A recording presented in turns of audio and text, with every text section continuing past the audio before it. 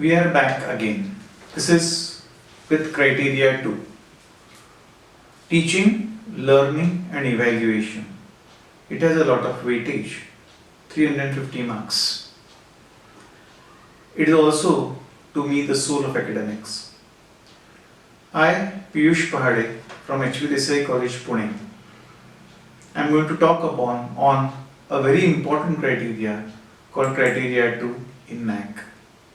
This criteria becomes very important primarily because not only that it has a lot of scores, it is also assessed in more than one way.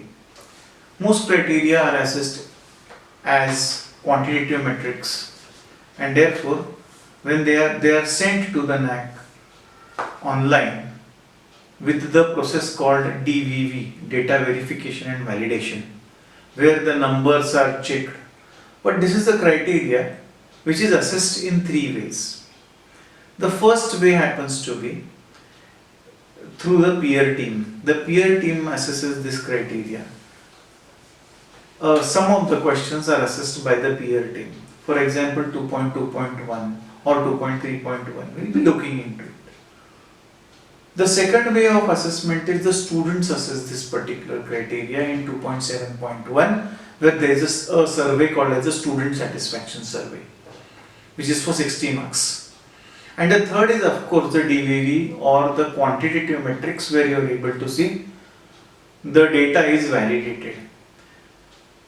The same criteria being checked by multiple agencies in a variety of ways is a rare example of assessing the academics, and therefore I feel 350 marks is a big number, and T criteria 2 therefore is the most important criteria.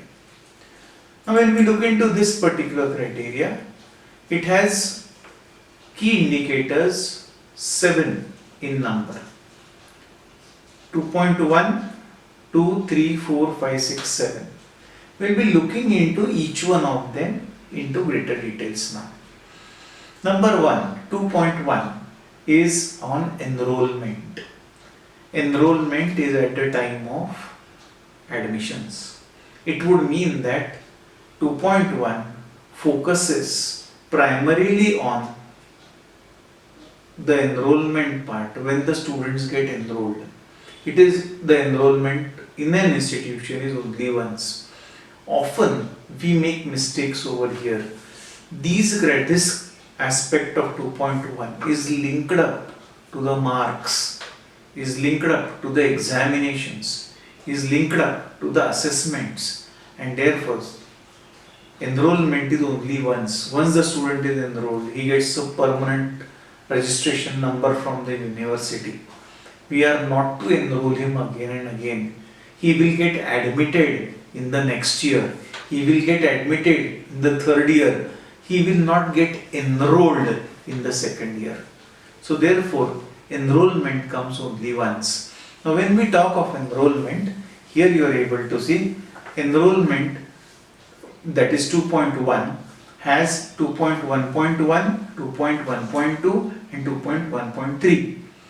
This enrollment is with respect to the enrollment of the students from other nations, other states. This is what you are able to see. So here you are able to see how many students have come, what is the percentage of enrollment, that is 2.1.2, and then reservation, what is the reservation status, how many seats are being reserved for the particular course. When we talk of it, it is the government reservation status that is counted out. For example, if a state has an enrollment status of, let us say, 52%, that amount will be counted by NAAC. In this perspective, how many students have been enrolled of the category in that year would be counted.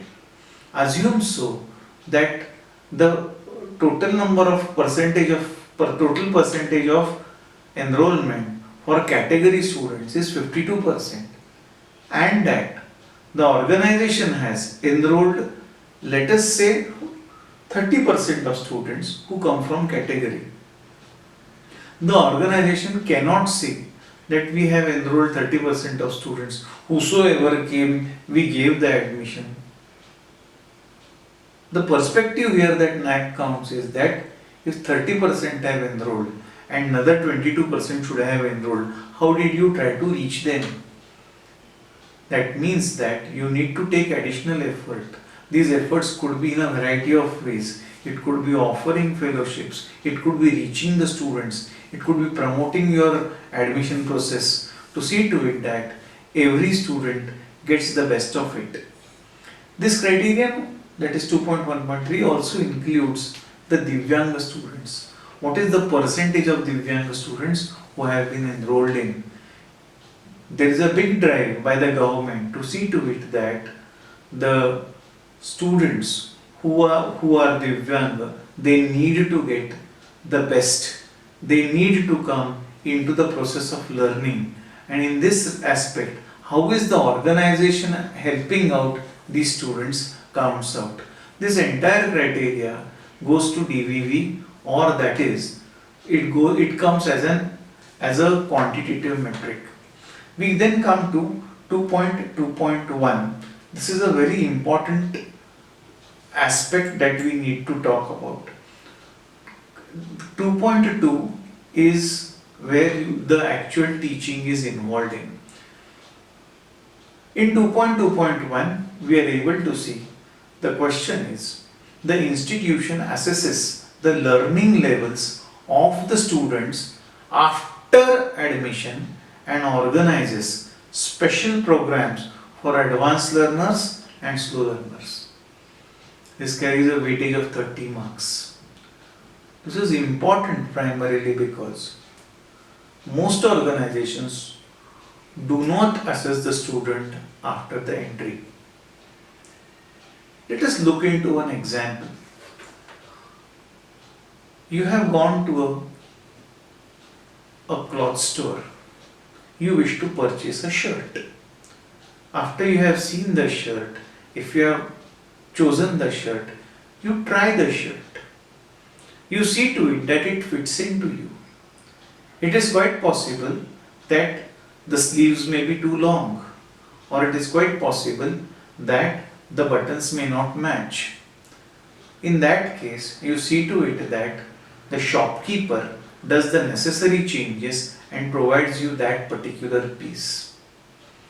It would mean that at entry level, at the purchase level itself, you have tried the shirt to see to it that it fits you and it suits you. If we do this to the shirt, if we do this to our trousers, it would mean that the student who has come to us needs to be assessed before we even start teaching.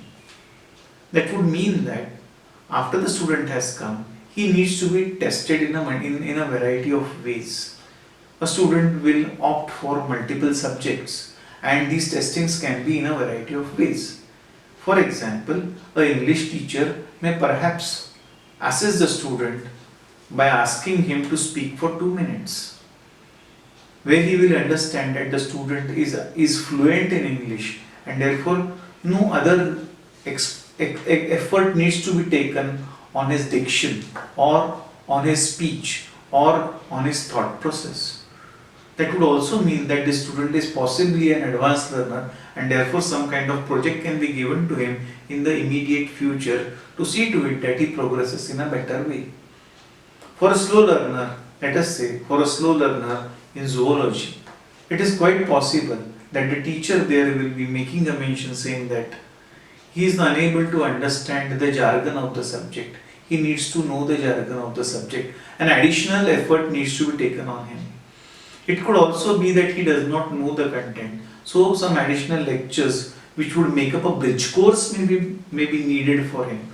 A student in zoology, a student who is not good in zoology may be excellent in English, and therefore what happens is we need to check the student at entry level 1, and we also need to see to it that the way we are going to assess it comes on paper. We also need to separate out the students as slow learners and advanced learners, though we are not going to tell the students that he is a slow learner or an advanced learner. In either of these cases, he will be treated differently to see to it that all these students who have come from different backgrounds, who have different knowledge content with them, they are matched up in the class so that in the initial part itself they are treated in such a way that the future teaching and learning becomes more and more of enjoyable.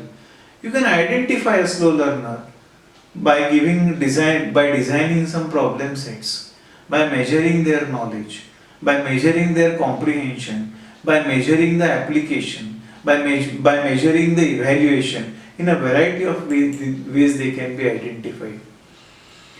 When we talk of slow learners, they have a slow reaction time, they have a short attention and concentration span, they have limited powers of self-direction, they have limited ability to work with abstractions to generalize. The habits of learning are very slow and that of forgetting are very fast. They are very local to the point of view or to what we are making a mention of. They have inability to set up and realize the standards of workmanship. They have inability to analyze, to do problem solving or to think critically. They have a lack of power to use higher mental processes. Keeping this in mind, the teacher needs to work on the student to see to it that his learning in the organization is a pleasurable one.